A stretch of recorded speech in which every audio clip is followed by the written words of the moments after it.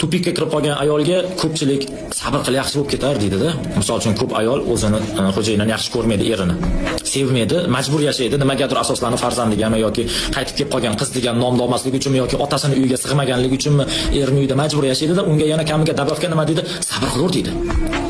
Men efirlarimizda aytaman, "Voy, ayol kishi hech qachon erini birdaniga yomon ko'rib qolmaydi.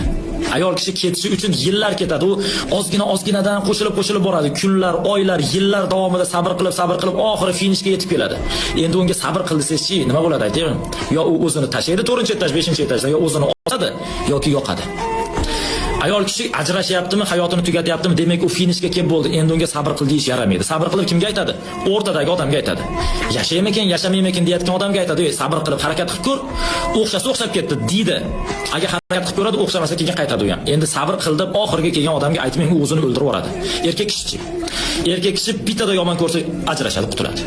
Ayolning tabiati o'ta kuchli, fizikasi, nima deydi, transformatsiyasi juda kuchli ayol kishining. Biz ojiz deb o'ylashimiz mumkin, lekin ular kuchli hisoblanadi, sabr tomonlama, immunitet tomonlama hattoki. Lekin erkak kishi juda ham zaif. Biz yomon ko'rib qoldikmi, nafsimizga yoqmay qoldimi, sirazi yangilashlikni payiga tushamiz. Tan olaylik, yomon ko'rishlari mumkin, lekin haqiqatni aytyapman. Sabr qil deyishdan oldin uni dardini hech bo'lmasa his qilib ko'ringlar.